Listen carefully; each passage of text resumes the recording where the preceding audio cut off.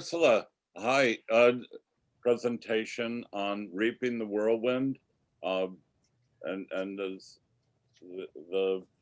digitization, the restructuring, and possibilities for mobilization during this COVID pandemic. So I turn the Zoom floor over to Ursula Huws. Thank you. Well, thank you so much for inviting me. And I can't but remember that it was only a month ago or so that a lot of the same people were here together in a similar Zoom call that you also organised to launch the UK version of the register, in which Leo participated from his hospital bed, sounding so optimistic and advertising this coming series. And you know, like so many of you, I just find it really hard to believe that he's no longer with us. And you know, especially at a time when we have so much need for his you know, his political sharpness and analysis, and his astonishing optimism in terms of his practice and continued belief in the possibility for people, working class people, to organise. I don't want to repeat what's already been said, but I do want to place on record how enormously grateful I and many other people around the world are for the extraordinary job that especially Greg, but also Steve and other colleagues of Leo in Toronto, what you have done to keep this spirit alive and to move things forward in the future. And I just really hope that this is of a new stage in the life of the register, which you will lead, but I hope people around the world will want to support you in and collaborate with you in taking forward. Coming back to my contribution to this this volume, it was very late in the day. I was quite sick, and I had COVID in April last year, and I picked it up in hospital after having an operation. I had a fall, and having already fractured my right shoulder, I had my left arm in plaster as well, and picked up the COVID in hospital. So I was a little bit out of action. And then characteristically, I guess I got a phone call from Leo very late in the day, sort of in early May, I think it was, saying, could you write something for this current issue of the Register? And I'd written something for the previous issue, so I wasn't expecting this invitation at all.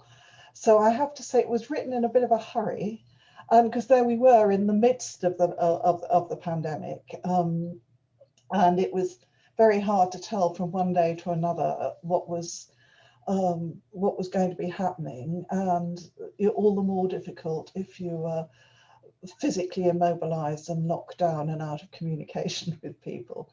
But anyway, with a great deal of support from Leo and Greg, I sort of put together something that was based on my work in progress. And so that's the genesis of this particular article. But I do have to say that the analysis in it is very much based on an analysis of what was already happening before the pandemic hit. The pandemic arrived on a very dynamically changing industrial landscape. There were huge changes had taken place, especially since the financial crisis. But those changes themselves were building on further changes that had been taking place in the preceding 30 years at least, you know. So as is always the case in the history of capitalism, I think, what a crisis does is it reveals you've got various trends that are sort of simmering away, going on under the surface, and which seem to be sort of a bit marginal, and people don't pay much attention to them. And suddenly along comes the crisis, and they're revealed. The landscape's revealed in a new way. It's like a metaphor I used in a book I wrote recently. It's like when the tide goes out. And you see how everything on the beach has sort of moved around since the tide was last in. And capitalism has just been busily restructuring itself. But the dramatic restructurings, of course, historically come after the crises. And that is when technologies tend to get used by capitalism. They're not developed then, they've been sort of kicking around, being used a little bit or not being used in some cases at all. Electric car technologies have been around for over 100 years, but they only get picked up when they're useful for capitalism. But I think it's useful to look historically at what has happened after previous crises in order to understand what happened after this one. And the first and most obvious thing is that capitalists, of course, need to restore themselves to profitability as and when they can, which means particularly targeting the best organized and therefore most expensive workers, and finding ways to de-skill them or make them redundant. And so the technologies tend to be seized on that make it possible to automate and simplify and cheapen existing labour in existing production industries. And we were talking about this with Michael before we came on air, so to speak. It historically, it nearly always is the best organised workers who are targeted first. In the 1970s, it was auto workers and print workers, for example. So there is this process of getting rid of, shedding a lot of labour in existing production industries, cheapening the value of the remaining labour. And it is generally accompanied, it's not a new thing, by a sort of rhetoric of robots are going to take all the jobs, there's going to be mass unemployment, capitalism is going to come to its knees because there'll be no consumers, robots don't buy cars. It was what they were saying in the 70s, and it's not hard to imagine them saying looms don't buy shirts, back in the 18th century. But the reality is that these technologies, of course, create jobs because there's a new means of production have been brought into being.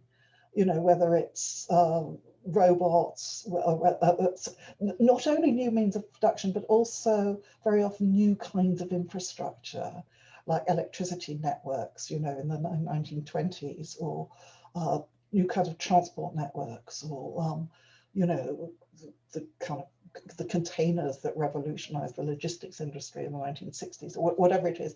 And of course, in our present era, it's things like broadband networks and satellites, and so and the factories that make all the robots and the 3D printers and all these new technologies that are supposedly going to put us all out of work. They are new means of production. They are new industries that create new jobs, very rarely in the same places as the old jobs that have disappeared, of course.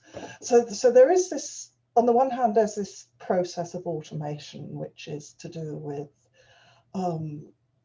cheapening or eliminating existing organized labor. But of course, that's not enough. Capitalism also, it needs to grow in new ways. And so, and especially in crises where a lot of capitalists are going to the wall, that's the way it works, as Marx pointed out. So you also need new kinds of capitalists with new kinds of business models, creating new kinds of commodities. And actually in the aftermath of the 1970s crisis, we saw one of these, which was you know, it only really became visible after, you know, the Thatcher and Reagan and so on, the neoliberal forms of government that emerged at the end of the 1970s. But one new form of capitalism is that which makes a profit by commodifying that which was decommodified in the 20th century welfare states, these huge new global companies whose business is providing outsourced public services, military services, care services, whatever, a very substantial chunk of, if you look at the global, you know, top 500 companies or whatever, you know, an awful lot of them are in that business. There are also, of course, the new capitalists that grow up to provide the new kinds of digital services based on the commodification of new areas of life, whether that's a kind of new kind of primitive accumulation, if you like, whether that's, you know, biotechnology companies that are based on, you know, the DNA of plants or whatever, or you know, fish farming the deep oceans. But there's also the commodification of domestic life and of areas of personal life, and indeed of personal being, of bodies that previously lay outside capitalism. You can think of new, you know, industries based on the commodification of the human body, like psychotherapeutic drugs, like cosmetic surgery, like, you know, those kinds of things. But also the commodification of sociality, which is what we've seen through social media, whereby all kind of forms of human communication that used to take place outside the scope of capitalism now take place within the scope of these huge companies, which are not only surveying and tapping into the data and, you know, monitoring what's going on and creating new commodities based on that knowledge, but also extracting rents. You know, the main business model of a lot of online companies is based on the extraction of rent, and that is not just the rents that, you know, that we all pay, the sort of tithe that's taken on your intellectual life, where you have to pay for your Microsoft license and pay for your broadband and pay, you know, to buy a new computer every 3 years and pay for the ink cartridges for your Hewlett Packard printer, because that, you know, etc. You know, we're all paying these kinds of rent and insurance policies and all stuff like that. But there are also very new kinds of commodification that have been going on since this last financial crisis, actually based on a commodification of domestic labour, as I wrote about in my article for the 2019 Socialist Register, because the 2008 crisis wasn't just a crisis of profitability for capitalism. It was also a crisis of social reproduction for the working class, in my view. And I guess those things always go together, because, you know, capitalism is a relationship, is it not? It's a but the crisis of social reproduction that took place in the last 10 years, basically, between the crisis and the pandemic, was absolutely vast in scale. It had, of course, been building and building and building for years to come. But I did some research, some empirical research between 2016 and 2019, just covering a 3-year period, looking at digital platforms that supply, you know, what most digital platforms provide, platforms like Uber or Deliveroo or Foodora, that provide food services, that provide taxi services, that provide cleaning services, that pay somebody to pick your groceries and bring them home from the supermarket, etc., etc. This is a model and a kind of business model that really only developed after the crisis. Uber and TaskRabbit were both formed, I think, in 2009, 2010. Airbnb started at the same time. There was the whole phase of setting up such companies that happened immediately after the crisis, when it was difficult to get credit. And so they had this very clever business model that involved no investment whatsoever in things like hotels or cars or whatever, but relying on workers and users to invest the money in the depreciating assets of the car or the bricks and mortar or whatever, and to take a rent from it, to use this rental model, which built on an earlier wave of platforms around 2004, 2005 that were doing the same thing for digital services platforms like Upwork or Fiverr and Amazon Mechanical Turk and Freelancer and so on, which were finding new ways of cashing in on a global division of labour in information processing, online work. But that's a little bit of an aside. But anyway, looking at the research that we did, we saw that this had actually doubled, but just in a 3-year period between 2016 and 2019 in the UK, the number of people working for online platforms went up from 4.5% of the workforce to over 9.6, I think it was, more than double % of the workforce, just in that 3-year period. And those people were not people who were doing it as a full-time job, by and large. A tiny minority were. It was people doing it on top of another source of income. In other words, these were desperate people who needed extra money and turned to these precarious forms of platform work because it was the only way they could find that extra money. Partly because the sources of credit that were available before the crisis were no longer available. Partly because of the drop in the value of real wages in regular jobs.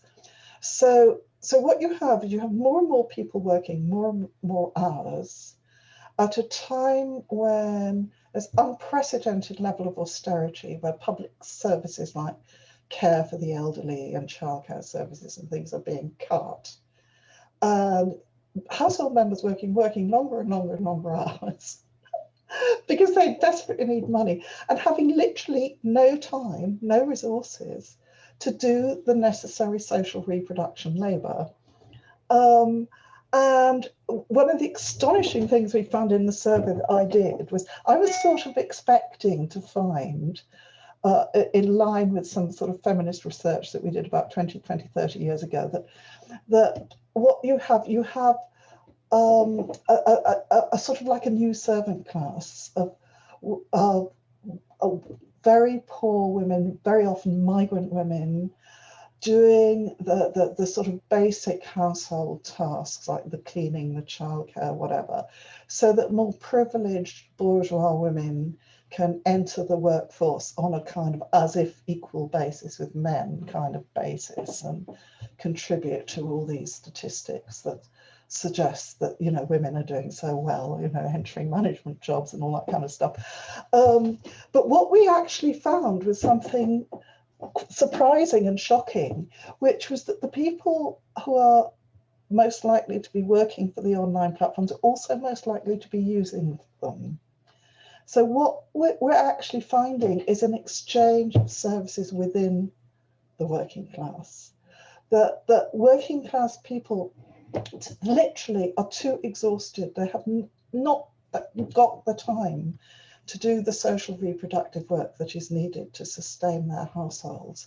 So they have to buy these services in the market. Now, this isn't different. In the early industrial revolution, if you go to the 18th century, you had people coming in from the countryside to work in factories in the cities.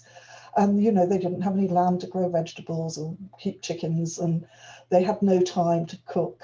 And so other members of the working class, very often, like the women with kids who could no longer work in the factories, would take in their washing and look after their kids and make pies that were sold. You know, this is not a new phenomenon. But what's new about this phenomenon is not just that it's intensified enormously, but that it's come within the scope of capitalism. It's no longer informal labor carried out cash in hand, as it is in over most of the world. I mean, most household labor has until very recently historically been in the extended family or in the informal economy, outside the direct scope of capitalism. And suddenly it's all being sucked in with these great big new companies taking up, not just taking a rent, taking an enormous rent. It's like 25% very often of the value of each transaction. And, you know, not only impoverishing and precarizing the workers, but also sucking it out of local economies because they don't pay tax, generally speaking. And of course, it's a hugely profitable field for capitalism, especially in the global south, because you know, and there are countries in the world. You know, look at India, look at Mexico, there are countries where a very, very high proportion of all labor is in the informal economy, and it's that informal economy which is now being targeted as this huge new source of profit, you know, field of accumulation, if you like. And I think people often analyze this in quite sort of simplistic ways, because this form of platform labor, if it's applied in a country like, well, I don't know, somewhere in Northern Europe, you know, with a strong social democratic tradition that had a high degree of decommodification in the 20th century, and strong workers' rights, you know, negotiated in the sort of post-war period. This platform economy, if introduced there, represents very clearly a form of casualization and precarization of work, and of, you know, destroying the kind of formal regulatory structures that were put together in the social democratic welfare states of the 20th century. But if you look at it in the context of, say, somewhere like rural India, for these workers, it's quite likely their first encounter with digital technology at all. It's their first encounter with being paid other than in cash.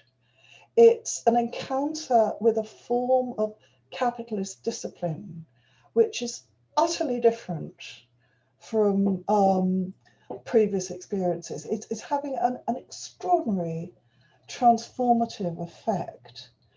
And this is what has been going on in the last decade. I could go on about that for a long time, but I won't, because what I'm trying to do is sketch the context in which the pandemic arrived. So the pandemic arrived at a moment in which lots and lots of workers were in the process of having these very often quite new experiences of labor, and also quite new experiences of having to, if you like, how to manage their social reproduction. And of course, along comes this pandemic, and it dramatically accelerates some of these trends, dramatically. Because, you know, suddenly you've got all these people, everybody all locked down. You need stuff to be delivered. It was on the news this morning in the UK that over a third all shopping is now online. You know, I would imagine it's not that different in the United States and Canada. It might be a bit different, but sometimes it might not count as online if you're using a platform like DoorDash or something like that, where the you know, that somebody still goes and picks the stuff up from a shop, but it's not the end user who's doing it.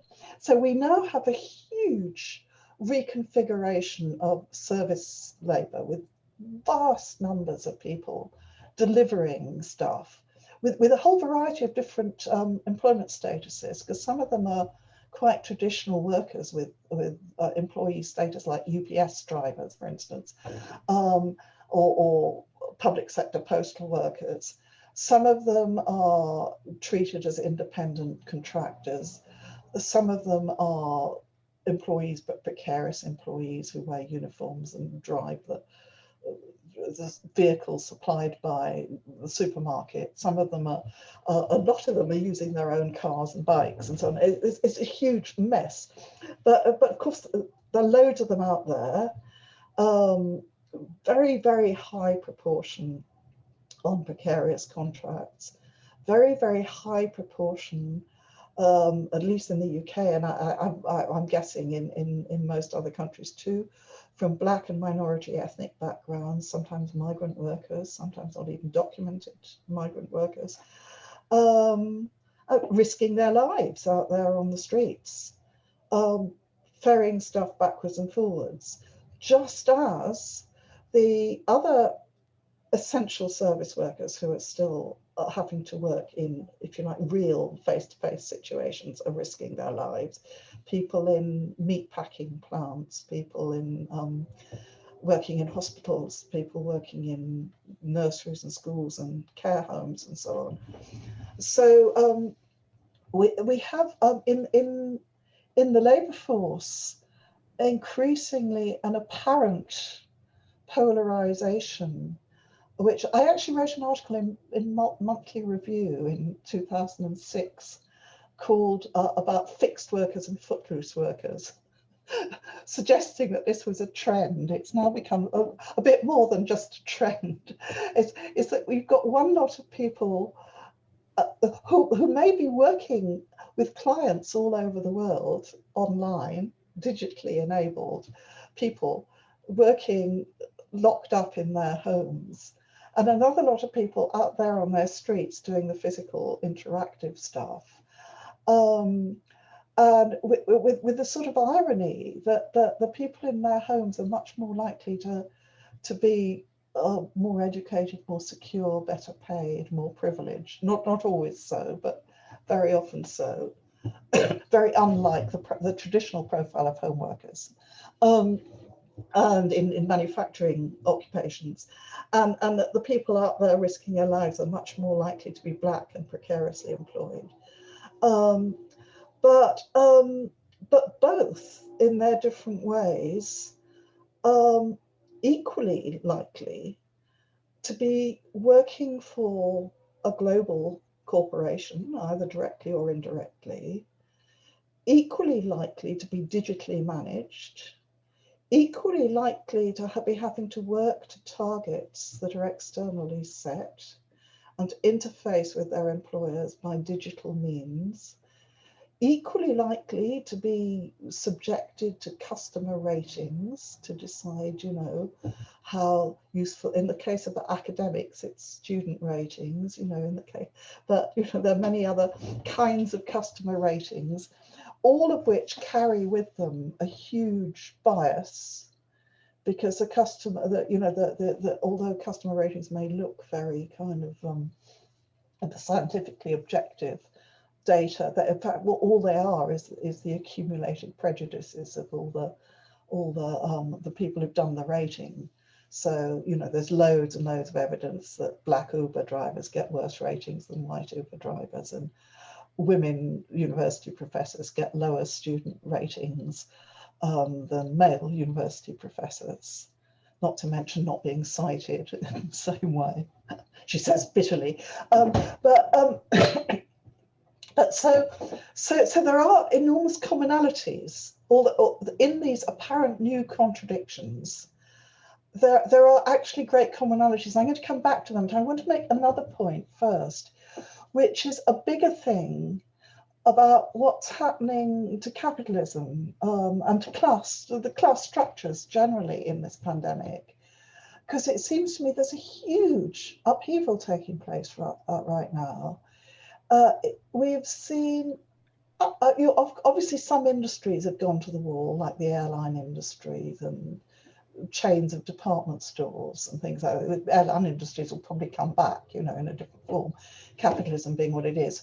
But there's been this absolutely phenomenal growth in very large IT companies, which is visible in the way that the billionaires have become multi billionaires.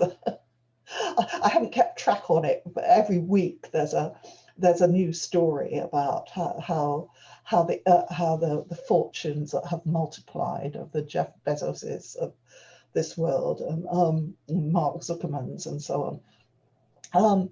But I think that there's another aspect to that story which is perhaps a little bit missed, which is, yes, the huge fortunes are being built, dwarfing the scale of, the Carnegies and so on, 120 years ago. But also, and I think this is what's politically quite frightening, the small firms, the petty bourgeoisie, have taken a hit like it's hard to remember. I mean, I'm not a good enough historian to know what happened after 1929. But I saw a very interesting article. I was reading it yesterday, actually, by, I'll just find his name, Thomas Waters. I don't know who he is, but he writes The Spectre. And he's written a very, very interesting article about what's happening to the petty bourgeoisie in the United States and how overwhelmingly he's been looking at the occupations of the people who've been arrested among those Trump supporters who stormed the Capitol. And overwhelmingly, what they are is proprietors of small businesses, tattoo parlors, barber shops, small shops, bars.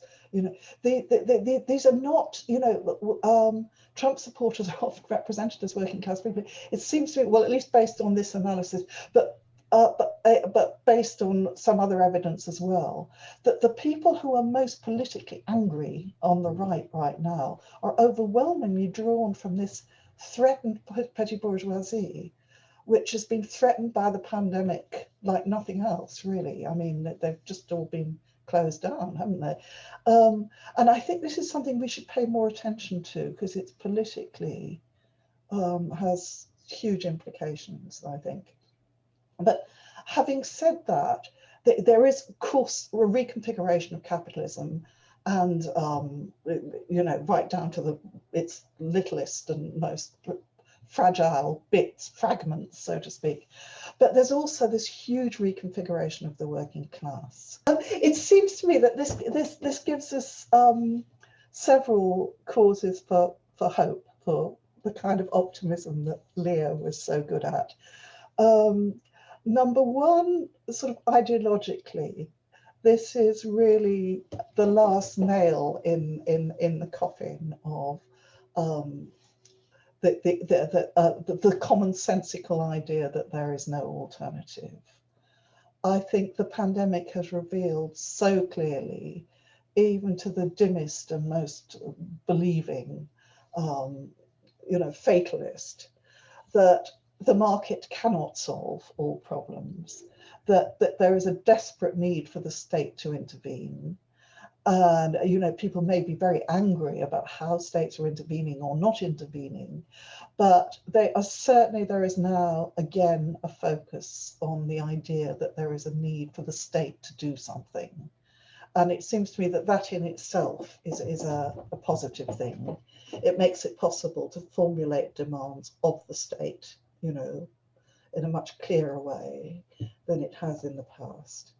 it also seems to me that there's a basis for new sets of common demands among workers that, to some extent, I don't think you will ever completely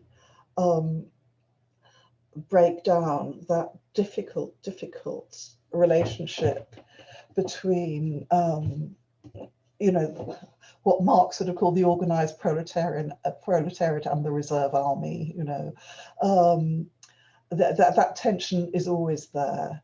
It was resolved in a sort of partly resolved in the mid-20th century by the growth of social democratic, by the fact that capitalism was mostly national and the reserve army was mostly national, and the experience after the war and people's memories of the 30s when so many organized workers fell into unemployment. And I think there was a kind of consensus in some developed economies across the trade union movement and the social democratic parties. There was a consensus that said, that organized labor said, we understand that if everybody isn't protected, then we suffer because organized labor gets undercut by the reserve army.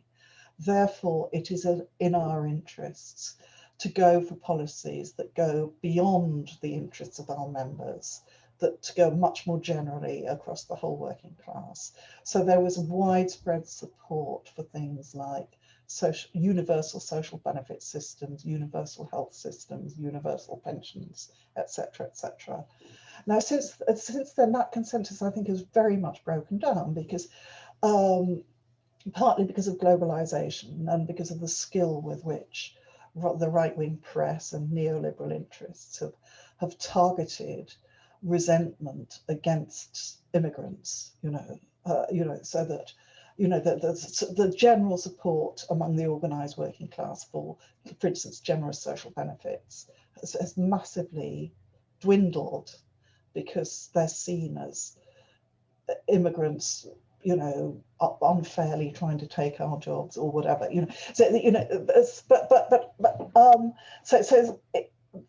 I think those sort of tensions will remain, although there are strong counter tendencies too. Working class movements have resisted those tendencies quite successfully in many countries.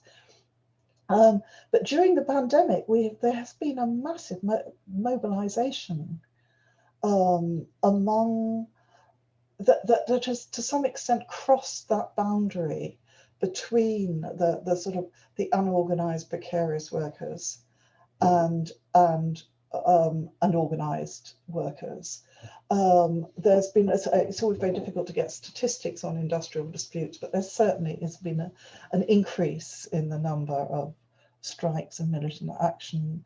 There've been these massive demonstrations around Black Lives Matter and other things.